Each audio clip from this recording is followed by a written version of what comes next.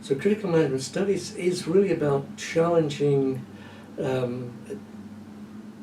capitalism in all its forms. Not simply capitalism. We're also critical of any form of organizational structure or management that constrains the human spirit, but that immediately is anti-capitalist, is anti-colonialist.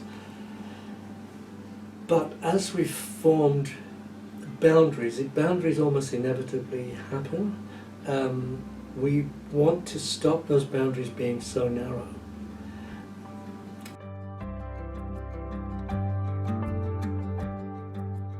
There's a tendency for critical management studies to be associated with European, North American thought.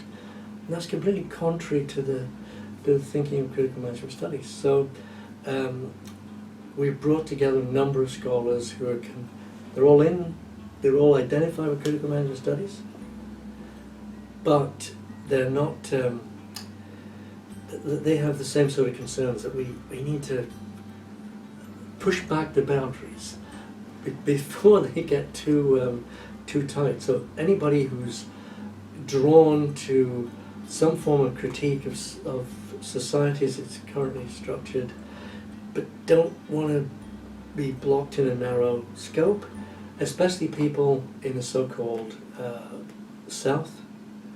We want to be more international, more post-colonial, if you like, which means anti-colonial, of course. And that's the significance of the book. We hope the next phase, we're pushing back the boundaries before they get too rigid. I think the thing is we're saying to address the next 20 years is if critical management studies wants to retain an edge as being relevant and important, we need to become more international. We need, and by international, I don't mean several other countries in Europe, of course, I mean India, Pakistan, Brazil, Chile, and so on and so forth. And those people will be the community, not part of a community, but the community of critical management scholars. And hopefully, in 20 years' time, we won't need a critical management studies because we will be overcoming barriers and moving forward. I get this a lot. I mean, I get obviously PhD students and new academics, and they say, oh, you know, this critical management studies stuff, I'm in it. I have a critique of society. I agree with this. This is a way forward. I see my place here. And these people are enthusiastic when they're telling me. Then they say, but what do I need to do to build my career? And they have been told by other people, including many people in critical management studies, be careful of this, don't do that, avoid this, avoid that. So for example, if you only write about critical management studies, you probably won't get a job in academia. So keep an interest, but do some more mainstream stuff.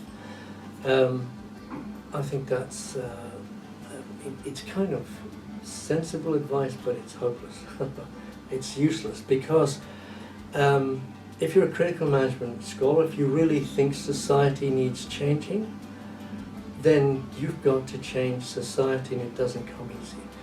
You know, they say, oh yeah, but you're a full professor, you can write this stuff. I didn't start as a full professor. I just wrote what I was passionate about in changing the world and found somewhere to publish it. I wake up now 400 publications later, and none of it followed a traditional trajectory. So what I'm saying is, I say to these scholars, you know, be cautious, be sensible, but go for it, for God's sake, because you'll wake up as a full professor, if you're lucky, and you won't have said anything. You will have been drawn in